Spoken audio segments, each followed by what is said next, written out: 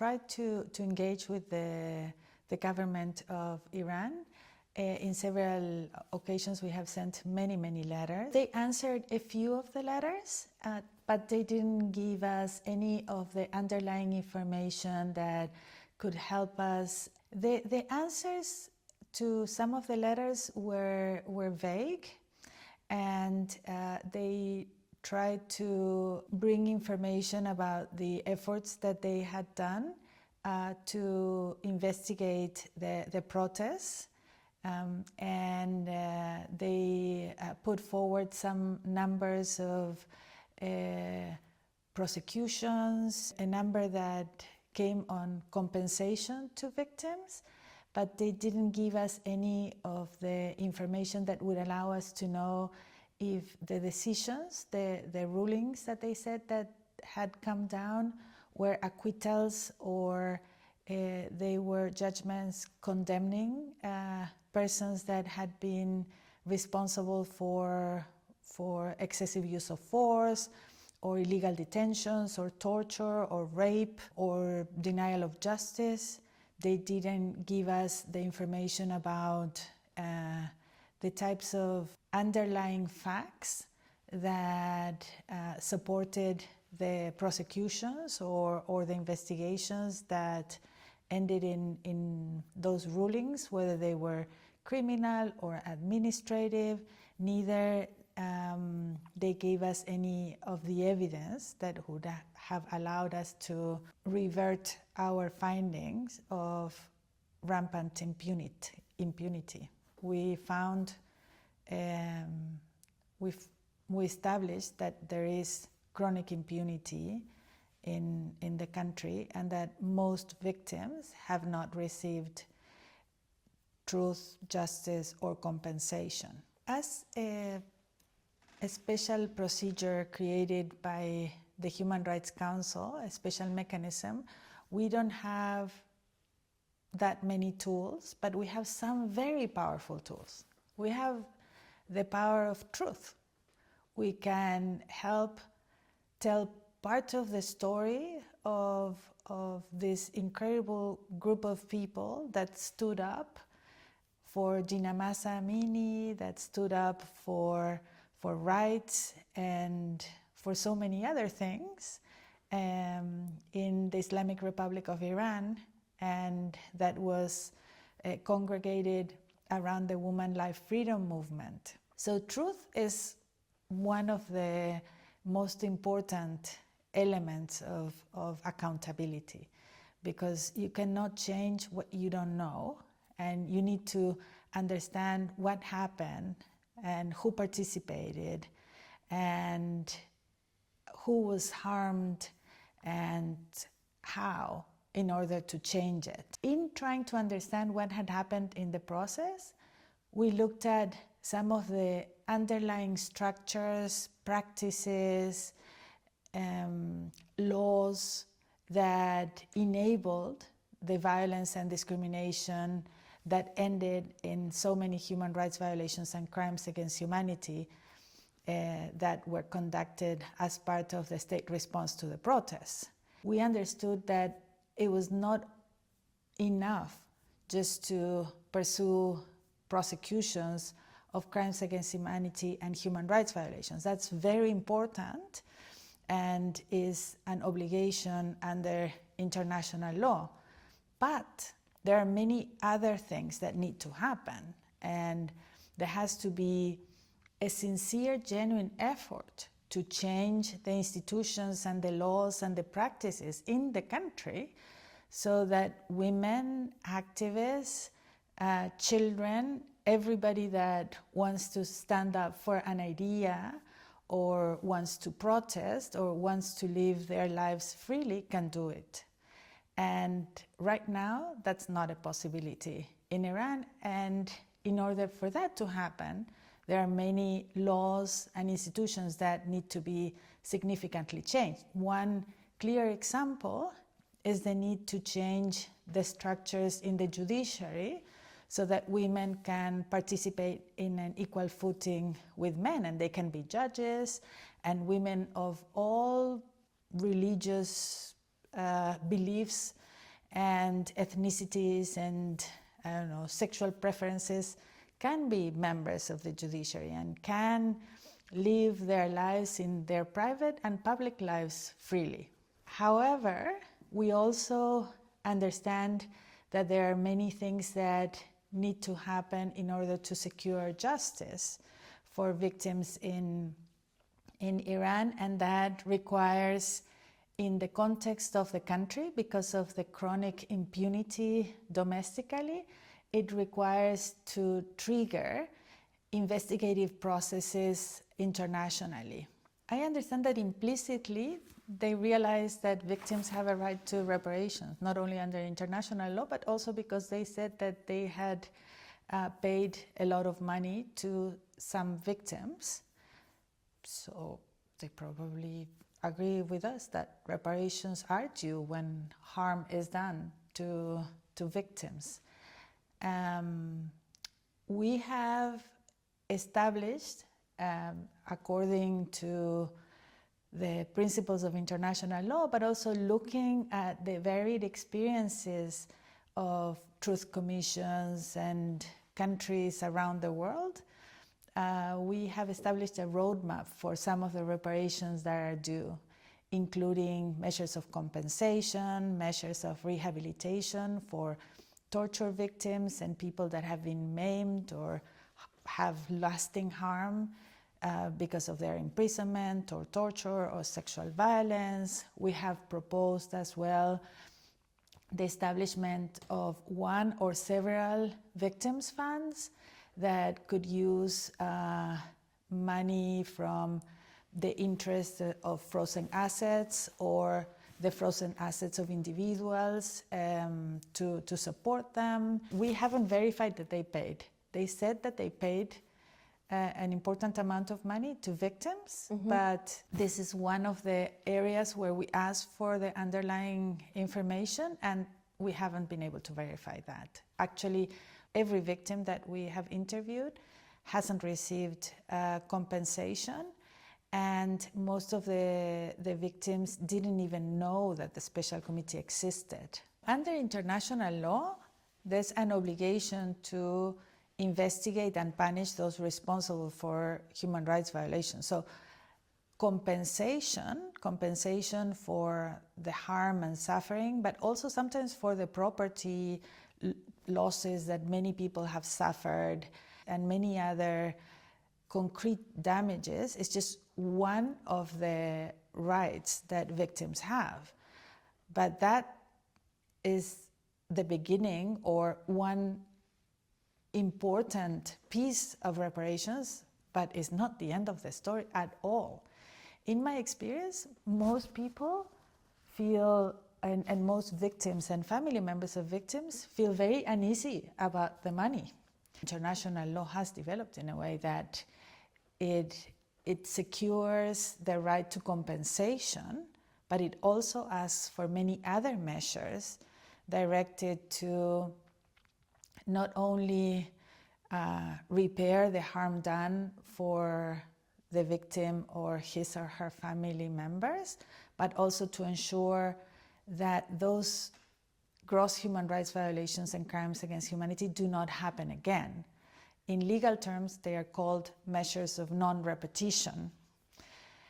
And justice is one of those critical measures that need to happen to prevent the recurrence of gross human rights violations. I hope that the course of the history of Iran is similar to the course of the history of many of the countries in which I have worked in Latin America, including my own country, Argentina, and that eventually the truth not only will be told by the victims and the family members, but that there will be a National Truth Commission and that there will be a reckoning of the state in recognizing the wrongs done to their own people, and that justice will be done.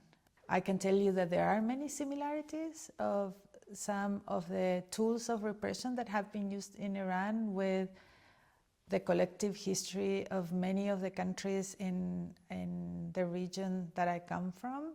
There are some aspects in which Iran is very different from the Americas. I think the use of religion as a tool of repression, using a particular interpretation of Islam, which is clearly not the only interpretation of Islam, as we know very well. I think one aspect which is very unique to Iran is the fact that it has a national internet system that creates a level of overarching control on digital communications that is very peculiar to the country. In this second report, we have gone much more in depth on the reach and the scope of the repression of minorities, particularly ethnic minorities, but also religious minorities, as well as we have looked at impacts on the LGBTQ community. On ethnic minorities, we have said that there is evidence of crimes against humanity and persecution of ethnic minorities. In particular, we have established that there has been torture and murders and forced disappearances committed against minorities, and there has been persecution based on gender that also intersects with race and ethnicity, and that has been a very, very solid finding that we have carried through and expanded in our second report. Some of the examples that we have seen are the use of live ammunition against protesters in minority populated areas, and that's pretty shocking, even with the presence of children in those areas. We have seen excessive use of force with a level of viciousness against children that is pretty shocking. I think that gender apartheid is a very powerful legal construct that is still developing under international law, and is an interesting lens through which to look and understand the systematic oppression of women in some contexts. We haven't used the crime of gender apartheid as the instrument through which we have analyzed the violations that women have suffered in Iran, primarily because it's still not on the books, and because we are trying to use established law to make the analysis. We believe is a very valuable concept to explain and understand the lived experiences of women in situations of extreme discrimination and structural discrimination. Human rights law also has beautiful concepts of structural discrimination and violence that are very powerful as lenses to understand the responsibility of different actors in perpetuating situations of violence and the situation of women as subservient to men, and, as many have said, like second-class citizens. What we found out is actually that in minority areas there was a a use of ammunition and weapons that were completely inadequate to deal with protests, regardless of whether there were children. And the impacts on children were very significant. Moreover, what we have seen as well is some of the impacts of children because of the blinding of young adults and children, and the maiming through the use of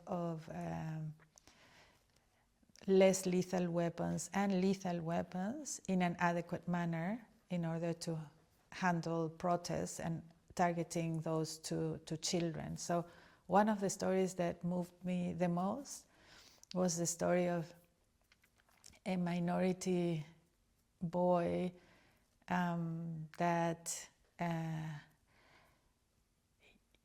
he said to us that he wanted to be a pilot, you know. He wanted to be a pilot when he would grow up, but he knew that he couldn't be a pilot because he was minority, and